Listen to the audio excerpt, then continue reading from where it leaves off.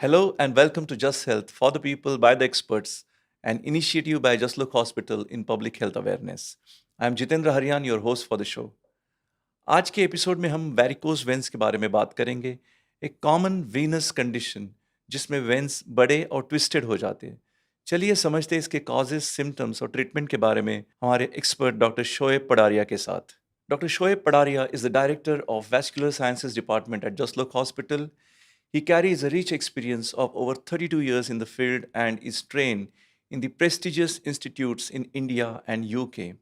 Proud to mention that he performed the first endovenous laser treatment in India at Just Look Hospital in 2003 and since then performed over 20,000 documented cases. He founded the Venous Association of India and is the Vice President of International Union of Angiology.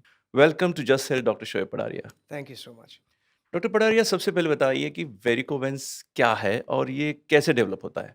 तो जैसे आपको तो पता है कि पैरों में दो किस्म की नसें रहती है। एक नस ये होती है जो अच्छा खून ले जाती है जिसको कहते हैं आर्टरीज, और दूसरी नस होती है जो गंदा खून वापस हृदय की तरफ ले जाती है जिसको कहते हैं वेन्स। अब जो पैरों की चमड़ी की नसें रहती है, ये बारीक बारीक नसें रहती है, और ये नसों का काम होता है कि चमड़ी का गंदा खून ऊपर ले जाए। ये नसों के अंदर अलग अलग लेवल पर वन वे वाल्व रहते हैं कि खून का दौरा सिर्फ ऊपर की तरफ जाए, वापस नीचे ना आए। आपको हैरानी होगी जानकर कि पैर के अंदर, एक पैर के अंदर 150 से ज़्यादा वाल्व रहते हैं। अब कुछ लोगों के अंदर कुछ वाल्व जन्म से कमज़ोर रहते हैं, और एक टाइम आता है जब कुछ वाल्व बिगड़ जाते हैं। अब क्या होता है, जब जिस नस के अंदर वाल्व बिगड़ा, उस नस के अंदर अब गंदा खून ऊपर जाने के बदले नीचे आएगा, और उसके प्रेशर की वजह से ये नस फूलते जाती है। तो ये फूली हुई नसें जो रहती है पैर के अंदर, उसको हम कहते हैं वेरिकोज वेन्स। ओके, और ये किस वजह से होता है? तो मेन कारण तो ये रहता है, हमारे डॉक्टरों का कहना है कि जो वाल्व जो होते हैं जन्म से कुछ कारण से कमज़ोर होते हैं। जैसे ये फैमिलीज़ में आता है, समझो कि आपकी फैमिली में किसी को वेरिकोज वेन्स नहीं है, तो आपके चांस है 20% वेरिकोज वेन्स होने के। लेकिन फादर या मदर एक को वेरिकोज वेन्स हो, तो चांस 50% है कि आपको वेरिकोज वेन्स होंगे, और समझो दोनों का है तो 80% चांस है कि आपको वेरिकोज होगी। तो एक तो ये है कि वाल्व कमज़ोर है। अनुवांशिक है। करेक्ट। सेकंड रीज़न ये है कि कभी-कभी पैरों को मार लग जाता है, एक्सीडेंट वगैरह होता है, या कोई ऑपरेशन होता है, जैसे नी जॉइंट सर्जरी हुई, हिप जॉइंट सर्जरी हुई, इसकी वजह से भी वाल्व बिगड़ जाते हैं। और तीसरा मेन कारण है कि मांस के अंदर पैरों के एक बड़ी नस रहती है जिसके कहते हैं डीप वेन। अब डीप वेन के अंदर क्लॉट हो गया, और एक कंडीशन होती है डीप वेन थ्रोम्बोसिस, आपने सुना होगा डीवीटी, जिससे वो पैर अपना एकदम सूज जाता है, फूल जाता है, हाथी पैर जैसा हो जाता है। उसकी वजह से प्रेशर बढ़ जाता है और चमड़ी की नसों के वाल्व बिगड़ जाते हैं। ये 3 मेन कारण है जिसकी वजह से वेरिकोज वेन्स होते हैं। अभी इसके कुछ अलग-अलग प्रकार होते हैं कि कोई ये एक-एक कॉमन कंडीशन होती है? नहीं, ये ऐसा है कि आपकी नसें कितनी फूलती है उसके ऊपर है। जैसे ज़्यादातर लोगों को हमने देखा है कि बारीक-बारीक छोटी नसें रहती है, जाँघ पे रहती है, पैर पे रहती है, जो हम स्पाइडर वेन्स कहते हैं। काफ़ी सारी लेडीज़ को रहते हैं। ये बेसिकली एक कॉस्मेटिक इश्यू है। दिखता है, बुरा दिखता है, उनको अच्छा नहीं लगता है, लेकिन ये ज़्यादा उससे तकलीफ़ नहीं होती। लेकिन जैसे उम्र बढ़ती है, वज़न बढ़ता है, खड़े रहने का होता है, धीरे-धीरे ये नस फूलते जाती है, और ये धीरे-धीरे बड़ी हो जाती है। तो ये जब बड़ी हो जाती है 3 मिलीमीटर से ज़्यादा, तब ये वेरिकोज़ वेन्स होती है, और उसके बाद ये वेरिकोज़ वेन्स में प्रॉब्लम होने चालू होती चालू हो जाते हैं। तो आपने कहा ये कॉस्मेटिक इश्यू तो है ही क्योंकि ये दिखने लगता है। उसके अलावा ये कितनी सीरियस हेल्थ कंडीशन है? है। काफ़ी सीरियस है। तो जैसे मैंने बताया, ये नसों के अंदर गंदा खून ऊपर जाने के बदले नीचे आता नीचे है। आता है। जैसे टाइम जाता है, धीरे, धीरे, धीरे ये नस के अंदर प्रेशर बढ़ता है, और नस तलिए तक पहुँच जाती है। अब तलिए के आगे तो जा नहीं सकती है। तो अब क्या होता है, शाम के वक़्त पैरों के अंदर सूजन आ जाती है। शाम को जब सो जाते हैं पेशेंट, सुबह उठते पैर में कोई सूजन नहीं रहती। हुँ, वापस शाम को हो जाती है। तो ये स्टार्टिंग में होता है। और प्रेशर बढ़ जाता है तो थोड़ा गंदा खून चमड़ी में निकलने लगता है। हुँ, धीरे-धीरे चमड़ी काली होने लगती है। हुँ, आपको हैरानी होगी जानने से कि 90% केसेस जिनको पिगमेंटेशन हुँ, होता है एंकल के आगे, हुँ, मतलब चमड़ी काली होती है, उसका बेसिक कारण होता है वेरिकोज वेन्स। हुँ, अब हुँ, इसके बाद और भी चीज़ होती है, हुँ, चमड़ी अपनी जो है वो ड्राई हो जाती है, हुँ, वहाँ खुजली आने लगती है जिसको कहते हैं वीनस एक्जिमा, हुँ, हुँ, और उसके बाद ये चमड़ी फट के वहाँ अल्सर हो जाता है, जख्म हो जाता है। अब ये जख्म एक बार हो गया तो बहुत दर्द करता है और महीनों लगते हैं इसको अच्छा होने के। इसके अलावा 2 और प्रॉब्लम है जो वेरिकोज वेन्स के अंदर हो सकते हैं, जो लोगों को शायद पता नहीं है। अब सारा दिन नसों के अंदर गंदा खून तो भरा ही रहता है, तो कभी-कभी इसके अंदर ब्लड क्लॉट हो जाता है, खून जम जाता है और जैसे ये रात को सोते हैं, पैर ऊपर रखते हैं, खून वापस ऊपर जाता है, ये क्लॉट टूट के हार्ट के अंदर जाता है, फेफड़ों की नसों को ब्लॉक कर देता है और एक कंडीशन बीमारी होती है जिसको कहते हैं हम पल्मोनरी एम्बोलिज्म और 50% लोग पल्मोनरी एम्बोलिज्म से तुरंत गुजर जाते ओह हैं। माय तो ये गॉड, बहुत ओके, सीरियस कंडीशन होती है। और आखिर एक और चीज़ होती है कि जो बारीक-बारीक नसें रहती है, स्पेशली नीचे फुट के आगे, तलियों के आगे, कभी ये फूट सकती है और इससे ब्लीडिंग काफ़ी खतरनाक हो सकता है। तो वेरिकोज वेन्स ज़्यादातर लोगों में तो कॉस्मेटिक रहती है, लेकिन जिनको ज़्यादा होती है, इनमें प्रॉब्लम्स होने के चांसेस हैं, तो इसको नज़रअंदाज नहीं करना चाहिए। डॉक्टर इसके कुछ अर्ली साइंस या सिम्टम्स पेशेंट को होते हैं जिससे वेरिकोज वेन्स होने की संभावना हो सकती है पेशेंट को? जी, आपकी सही बात है, लेकिन वेरिकोज वेन्स एक अलग टाइप की बीमारी है। 40% लोगों को बड़ी-बड़ी नसें रहती है, कोई सिम्पटम्स रहते ही नहीं है। हमारे पास आखिर में आते क्लॉट लेके या इन्फेक्शन लेके या नस फूटने की वजह से। दूसरे जो लोग होते हैं उसमें डेफ़िनेटली कुछ प्रॉब्लम्स हैं, जैसे शाम के वक़्त पैर भारी हो जाते हैं, वज़नदार हो जाते हैं, दुखने लगते हैं। रात को जब सोते हैं तो नस पे नस चढ़ती है, क्रैम्प्स कहते हैं हम उसको, करेक्ट? बर्निंग सेंसेशन होता है और जैसे मैंने आगे आपको बताया ब्लीडिंग होता है, अल्सर वग़ैरह तो होते ही हैं। तो एक और चीज़ जो लोगों को ज़्यादा नहीं पता है कि रात को काफ़ी लोग कंप्लेन कर, जब मैं सो जाता हूँ डॉक्टर साहब, तो मेरा पैर बहुत हिलने लगता है, जिसको हम कहते हैं रेस्टलेस लेग सिंड्रोम। ओके, और 50% cases restless leg syndrome underlying varicose veins की वजह से होते हैं। अब ये पता क्यों नहीं चलता है? क्योंकि हर एक वेरिकोज वेन्स बाहर से तो दिखती नहीं है, अंदरूनी रहती है। बाहर से दिखे तो पता चले, करेक्ट। दिखती नहीं है, तो ये रेस्टलेस लेग सिंड्रोम का भी कारण वेरिकोज वेन्स हो सकता है। So I think the question then comes is कि वेरिकोज वेन्स होने के बाद मेडिकल एडवाइस कब लेना चाहिए? तो इसमें 2 टाइप के पेशेंट रहते हैं। एक जिनको कोई सिम्पटम्स है ही नहीं, कोई तकलीफ नहीं है, करेक्ट। लेकिन उनकी नसें बहुत ज़्यादा फूल गई है, तो इसके जैसे मैंने बताया क्लॉट होने के चांसेस है, डेंजरस है, तो वो तो जाना चाहिए। सेकेंडली काफ़ी लोगों के पैरों की चमड़ी काली हो जाती है, ये समझते हैं कि स्किन की बीमारी है, कोई ऑइंटमेंट लगाते रहते सालों साल, जब तक जख्म हो जाता है। तो ये 2 टाइप के केसेस होते हैं जिसमें कोई सिम्पटम्स नहीं रहते, लेकिन आपको डॉक्टर को डेफिनेटली कंसल्ट करना चाहिए। और दूसरे जो पेशेंट होते हैं जिसको तकलीफ होती है, तो डेफिनेटली वेन स्पेशलिस्ट को दिखाना बताना चाहिए। ज़रूरी है। जी। तो आप इसका डायग्नोसिस कैसे करते हैं? बहुत सिंपल है। आपको पता है एक सोनोग्राफ़ी के बारे में आपको तो पता है, हर एक पेशेंट ने कभी तो कभी सोनोग्राफ़ी किया होगा।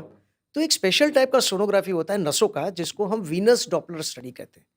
अब वीनस डॉपलर स्टडी में बहुत कम समय में पता चल जाता है कौन से वाल्व बिगड़ गए हैं, कौन से वाल्व लीक हो रहे हैं, कौन सी नसें फूल गई है, कहाँ की नसें फूल गई है और इसका इलाज करना ज़रूरी है कि नहीं और किस तरह इलाज करना है। तो ये सब जानकारी हमको सोनोग्राफी स्टडी से आसानी से मिल जाती है। और इसके ट्रीटमेंट ऑप्शंस फिर मतलब ये कोई एक ही तरीका होता है कि you have different options depending upon the नहीं, स्टेज? इसमें तो बहुत सारे तरीके हैं। जैसे कुछ लोगों को कोई ट्रीटमेंट की ज़रूरत नहीं होती। हमारे पास तो काफ़ी सारे पेशेंट कॉस्मेटिक ट्रीटमेंट के लिए आते हैं, ओके, जिसको और कोई ज़रूरत होती नहीं। ओके, लेकिन कुछ लोगों को जो दर्द होता है, पैर में तकलीफ़ होती है, तो काफ़ी सारी अच्छी दवाइयाँ हैं, एलोपैथिक मेडिसिन में भी, आयुर्वेदिक में भी, होम्योपैथिक में भी, यूनानी में भी, जिससे अर्ली स्टेजेस वेरिकोज में पेशेंट्स को काफ़ी फ़ायदा होता है।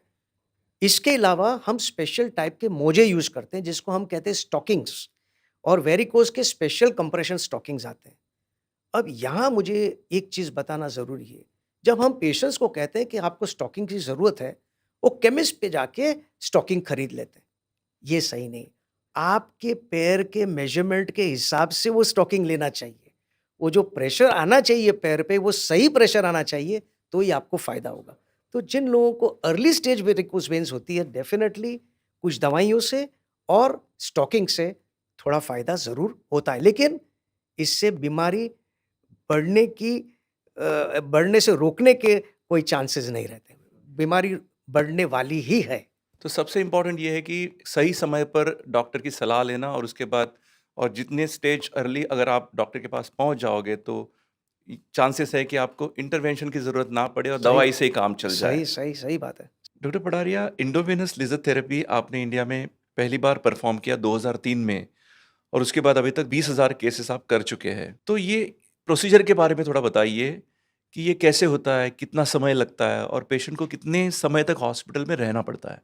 तो पहले तो बताना चाहता हूँ कि वेरिकोज वेन्स ट्रीटमेंट के लिए काफ़ी सारी आधुनिक मॉडर्न ट्रीटमेंट्स हैं और लेज़र इसमें से एक है, जो कि लेज़र चालू किया था 2001 में अमेरिका में, न्यूयॉर्क में पहला केस किया गया था और उसके 2 साल के अंदर ही हमने जसलोक में फर्स्ट केस इंडिया का किया 2003 में। आज तक जितनी भी वेन सोसाइटीज़ है दुनिया की, सबने माना है कि आज तक लेज़र की ट्रीटमेंट जो है, वो सबसे सही है, सबसे लॉन्ग लास्टिंग है और सबसे इफ़ेक्टिव है। तो ये लेज़र का फ़ायदा क्या है? पहली चीज़ तो आपको पता है पहले हम लोग जो ट्रीटमेंट करते थे, वो ऑपरेशन से करते थे। काट के नस निकाल डालते थे। उसमें कट थे, स्टिचेज़ थे, इन्फेक्शन के चांसेस थे, एनेस्थीसिया देना पड़ता था। लेज़र का फ़ायदा ये है कि ना तो कोई कट होता है, ना तो कोई स्टिच होता है। सब काम बारीक सुई से, लेज़र वायर से हो जाता है। लोकल एनेस्थीसिया दे के करते हैं, स्पाइनल भी ज़रूरत नहीं होती है और टोटल काम 20 मिनट के अंदर हो जाता है। उसके बाद एक मोजा पहना देते पेशेंट को, पेशेंट उठ के चलने लगता है, उसी दिन से अपना सब काम कर सकता है। तो इससे अच्छी ट्रीटमेंट कैसी हो? And because he doesn't have to stay more, बाकी सारे जो पोस्ट ऑपरेटिव कॉम्प्लिकेशंस या खर्चे भी कंट्रोल में रहते हैं। Definitely, definitely. और इसका कोई रिस्क, कोई पर्टिकुलर टाइप ऑफ पेशेंट्स को होता है? देखिए कोई भी ट्रीटमेंट हो दुनिया में, सर्जिकल या हुँ, नॉन सर्जिकल, हुँ, उसमें थोड़े रिस्क तो रहेंगे ही। ऐसा कोई ट्रीटमेंट दुनिया में नहीं है कि 100% विदाउट सेफ, रिस्क है। विदाउट रिस्क है। तो इसमें पहली चीज़ है कि इन्फेक्शन, तो हम हर एक पेशेंट को इंट्रावीनस एंटीबायोटिक देते हैं। सेकंड है दर्द, हम हर एक पेशेंट को पेन किलर देते हैं, जो कि ज़्यादातर लोग तो दूसरे दिन से पेन किलर बंद ही कर देते हैं, ज़रूरत ही नहीं पड़ती है। उसके अलावा बहुत रेयर चांस है कि ट्रीटमेंट के टाइम कभी ब्लड क्लॉट छोटा वेन में हो, तो 10 या 20,000 केस में 1 केस ऐसा कभी हो सकता है। और कभी एक दूसरी नस होती है पैर में जिसको नर्व कहते हैं, उसके ऊपर भी कभी इफ़ेक्ट होता है। तो उससे क्या होता है कि थोड़ा सेंसेशन लॉस होता है, थोड़ी जलन जैसी होती है, ये 15 दिन, 20 दिन रहता है, अपने आप से निकल जाता है। तो कोई पेशेंट को कहना कि कोई रिस्क नहीं है, ये सही नहीं है, वो बहुत कम रिस्क है। करेक्ट। और ऑल्सो अगर पेशेंट लेट समय पर हॉस्पिटल में पहुँचे, तो ऑब्वियसली उसके अपने रिस्क तो होंगे। अभी देखिए कोई पेशेंट को सीवियर डायबिटीज़ है, किडनी फेलियर है, लंग फेलियर है, बहुत मोटा है, उसको पहले डीवीटी हो चुकी है, कोई ब्लड का प्रॉब्लम है, तो ऑब्वियसली रिस्क तो थोड़ा रहेगा ही, लेकिन फिर भी हमको रिस्क किस तरह देखना है कि ऑपरेशन का रिस्क क्या है और लेज़र का क्या है, तो इसका तो बहुत ही कम है और जिसको ज़रूरत है तो करना ही है। डॉक्टर, वैरिकोज़ वेन्स ट्रीटमेंट के फ्यूचर के बारे में थोड़ा बताइए और उसमें क्या लेटेस्ट एडवांसमेंट्स हो रही है? तो इस जगह पे मैं 1-2 पॉइंट स्पेसिफिकली पॉइंट आउट करना चाहता हूँ। ये ज़रूरी नहीं है कि हर एक आधुनिक और न्यूअर ट्रीटमेंट सबसे बेहतर हो। New treatment does not mean necessarily better treatment. और उसका मैं एक एग्ज़ाम्पल देना चाहता हूँ। एक नई ट्रीटमेंट आई है 5 से साल से जिसको बोलते हैं वीनासील या ग्लू ट्रीटमेंट। तो एक केमिकल होता है जिसको बोलते हैं साइनोएक्रिलेट। ये हम नस में डाल देते हैं, तो जैसे वो नस में डालते हैं, वो नस तुरंत बंद हो जाती है क्योंकि ये केमिकल जो है वो सीमेंट जैसा हो जाता है। फेविकोल समझ लो। अच्छा, तो ये तुरंत नस बंद हो जाती है। इसका फ़ायदा ये है कि इसमें लोकल एनेस्थीसिया भी बहुत कम देना पड़ता है। लेकिन इसके डिसएडवांटेज ये है कि ये सीमेंट ज़िंदगी भर आपकी नस में रहेगा। इसलिए हमको ये नहीं पता कि इसके एलर्जिक रिएक्शंस कितने रहेंगे। आगे जाके कैंसर जैसी कोई बीमारी क्या हो सकती है 10, 15, 20 साल के बाद, ये नहीं पता। और जो पतले-दुबले लोग हो रहते हैं, उसमें जब ये सीमेंट रह जाता है, तो उसको तो वो मालूम ही रहता है कि भई ये नस यहाँ फूली हुई है और दुखती है। तो कुछ केसेस के अंदर डेफ़िनिटली वीनासील का फ़ायदा है, कुछ केसेस के अंदर नहीं। फ्यूचर आप पूछो, तो मुझे लगता है कुछ सालों के अंदर एक नई टेक्निक आने वाली है जिसको बोलते हैं HIFU, high intensity ultrasound, focused ultrasound.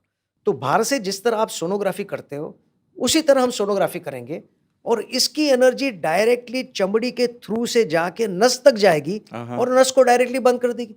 Okay, तो इसमें नीडल डालने की ज़रूरत भी नहीं, एनेस्थीसिया की ज़रूरत नहीं। अच्छा, ये मशीन तो ऑलरेडी आ चुका है प्रैक्टिस में, ओके। लेकिन इसका खर्चा बहुत ज़्यादा है। हुँ, ये अर्ली स्टेज है। हमें लगता है कि और 5-7 साल लगेंगे जब तक ये आम लोगों को अफोर्डेबल हो जाए। अफोर्डेबल हो जाएगा। सही है, सही है। Any case you want to tell us about जो आपके करियर में आपको बहुत याद आता हो कि बहुत ऐसे खास था, स्पेशल था, या something you thought you never saw before? एक केस मुझे याद है, इंडिया की बहुत बड़ी एक्ट्रेस हमारे पास आई थी और हमने ज़िंदगी में आज तक किसी को जनरल एनेस्थीसिया दिया नहीं है, सबको लोकल एनेस्थीसिया। लेकिन ये लेडी इतनी डरती थी कि सुई देख के वो चिल्ला उठती थी। तो कोई रास्ता ही नहीं था कि इसको ट्रीटमेंट कैसे किया जाए? तो हमें याद है कि एक ही पेशेंट था हमारी लाइफ के हिस्ट्री में ये केस कि भई उसको हमने एनेस्थीसिया दिया और एनेस्थीसिया के अंदर हमने केस किया। तो क्वाइट बा यूनिक। यूनिक केस है। बाकी उसके सिवा एनेस्थीसिया की ज़रूरत होती नहीं है। वो बहुत खुश है और इतने साल हो गए, अभी भी उसका वैरिकोज़ एकदम परफेक्ट है, कभी वापस आया नहीं है। डॉक्टर, वेरिकोज वेन्स का रिस्क किस एज ग्रुप में ज्यादा होता है, या फिर ये किसी भी एज ग्रुप में हो सकता है? ये डिपेंड करता है कि आपके वाल्व कितने कमज़ोर हैं। समझो जन्म से बहुत सारे वाल्व कमज़ोर हैं, बहुत ज़्यादा ही कमज़ोर हैं, तो जैसे आप चलने लगोगे और खड़े रहने लगोगे, वो लीकेज चालू होगा। तो हमने तो 8 साल के पेशेंट में भी लेज़र किया है, 10 साल के पेशेंट में भी लेज़र किया है। लेकिन ज़्यादातर हमने देखा है कि ये बीमारी 25, 30, 40 साल के बाद ही अच्छा, उभर के 25, आती 30, है। 40 तो यंग हो गया। यस, तो उसके बाद आती है और उसी टाइम इसका ट्रीटमेंट करना चाहिए, क्योंकि हमारी कंट्री में लोग बहुत लेट आते अर्लियर द बेटर। हैं, अर्लियर द बेटर। वो कॉम्प्लिकेशन लेके आते हैं और उसके बाद उनका चलना-फिरना भी मुश्किल हो जाता है। तो हम चाहते हैं कि अर्ली ट्रीटमेंट हो जाए कि आपके पैर को कोई नुकसान ना हो। And cosmetically also it matters in that age especially. आजकल देखिए यंगर क्राउड तो स्कर्ट्स पहनना चाहते हैं, स्विमिंग करना चाहते हैं, तो ये नसें तो बहुत बुरी दिखती है और हम भी क्या एक लिमिट तक उसको अच्छा कर सकते हैं। तो आप जितना जल्दी आओगे, उतना हम उसका ट्रीटमेंट कर देंगे। और एक चीज़ तो सही है कि अर्ली ट्रीटमेंट करने के बाद आपको दिखेगा नहीं कि आपको कभी वैरिकोज़ थी, इतना अच्छा ट्रीटमेंट हो जाता है। Doctor Patel, let's talk about prevention. So varicose veins, ये क्या, यू सेड दैट थोड़ा उसका अनुवांशिक है, बट ये लाइफस्टाइल से कितना जुड़ा है और क्या ये प्रिवेंट किया जा सकता है? यस डेफिनिटली प्रिवेंट तो नहीं किया जा सकता है बिकॉज़ एक बार वाल्व बिगड़ गया, तो हम्म। बिगड़ गया। हम्म। लेकिन डेफिनिटली उसका प्रोग्रेशन जो है, हम्म। उसको हम थोड़ा स्लो कर कंट्रोल सकते कर हैं। सकते हैं। जैसे पहली चीज़ कि आपका वज़न बहुत ज़्यादा है, तो लाज़मी है कि वो प्रेशर और वाल्व पे जाएगा, तो आप वज़न कंट्रोल कीजिए। सेकेंडली वॉकिंग कीजिए, तो वॉकिंग क्यों करना है? क्योंकि जब आप वॉकिंग करते हो, तो पैर के मसल कॉन्ट्रैक्ट करते हैं, एक्शन करते हैं और वो दबा के गंदे खून को वापस हृदय की तरफ फेंकते हैं, तो वॉकिंग ज़रूरी है। तीसरा, कुछ लोगों का काम है सारा दिन ऑफ़िस में बैठे रहना। अगेन खून जमा रहता है, तो वाल्व के ऊपर प्रेशर आता है, तो बीच-बीच में उठ के आप चलिए थोड़ा। मूवमेंट जरूरी है, फिजिकल मूवमेंट मूवमेंट। ज़रूरी है। कुछ हाँ। लोग का काम ऐसा है जैसे आर्मी, पुलिस, लिफ्ट हम्म। ऑपरेटर्स, रेस्टोरेंट सारा दिन खड़े रहते हैं, हम्म। तो बीच-बीच में थोड़ा चला कीजिए, हम्म। बराबर? लास्टली यंग लोग आजकल बहुत हाई हील्स पहनते हैं। हम्म। कंटिन्यूअस हाई हील्स पहनने से लड़कियां क्या यू होता है मीन? लड़कियाँ अच्छा और उसकी वजह से क्या होता है कि पैर के मसल्स को कॉन्ट्रैक्ट करने का, काम करने का हम्म। मौका ही नहीं मिलता है। हम्म। तो अगेन उनके अंदर वेरिकोज वेन्स काफ़ी उभर के आती है। हम्म। हम्म। तो ये आपको थोड़ा प्रिवेंट पहनिए ज़रूर हाई हील्स, लेकिन हम्म। फंक्शन के टाइम पहनिए, सारा दिन मत पहनिए, रोज़ मत पहनिए। जी। And weight control of course. Weight control जो मैं बताया, वज़न तो कम करना ही है, सवाल ही नहीं। So doctor Pataria, females specially during pregnancy also develop varicose veins, so इसके बारे में थोड़ा बताइए। बहुत अच्छा सवाल है। आपको पता है प्रेगनेंसी में क्या होता है? 2 चीज़ें होती हैं। एक कि बॉडी के अंदर ब्लड का वॉल्यूम बढ़ जाता है और उसके वजह से वाल्व के ऊपर असर हो जाता है। नसें फूल जाती है और जो वाल्व बीच में मिलने चाहिए, वो अलग हो जाते हैं। इसमें लीकेज होती है। दूसरी चीज़ कि यूट्रस जब बढ़ता है, उसका प्रेशर भी नसों के ऊपर आता है।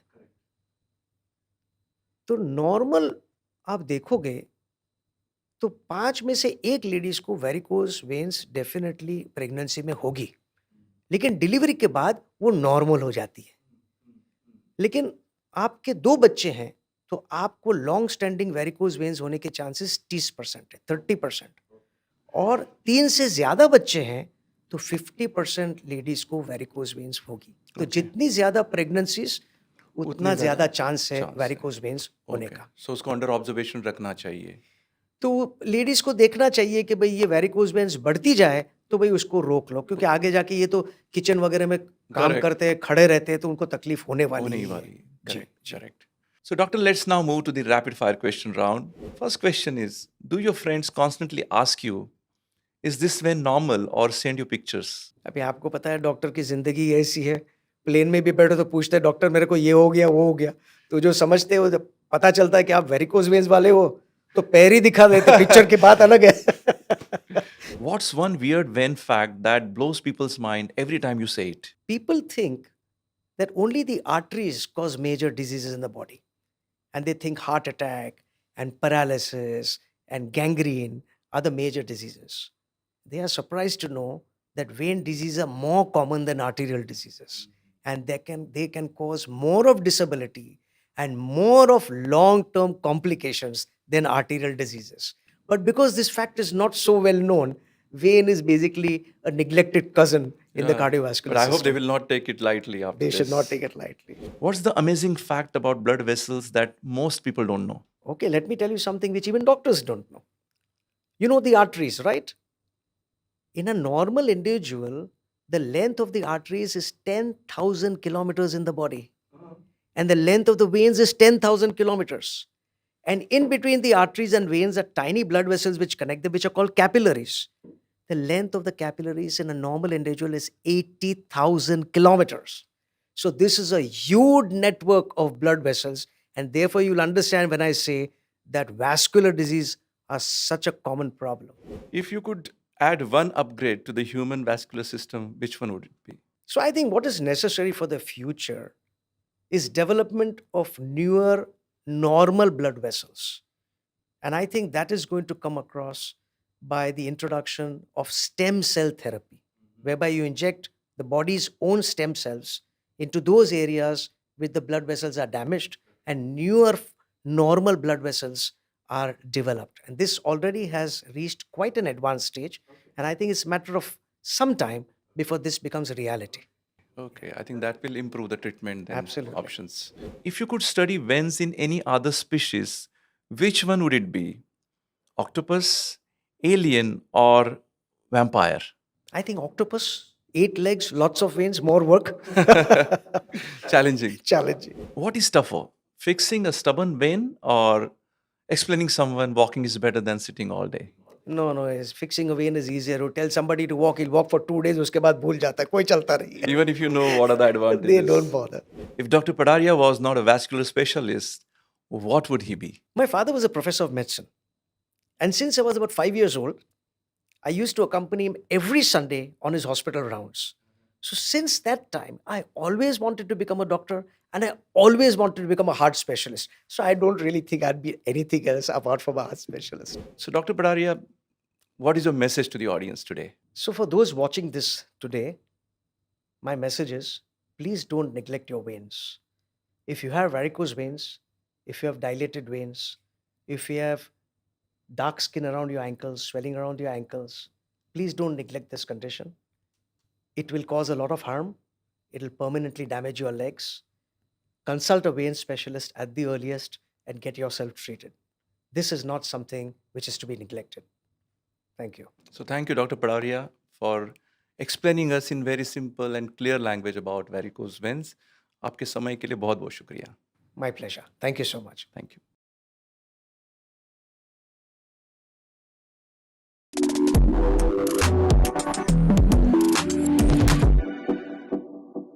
Just Health. For the people, by the experts, by Just Look Hospital. Click the bell icon and subscribe to our YouTube channel to stay healthy and stay tuned to Just Health for the people, by the experts, by Just Look Hospital.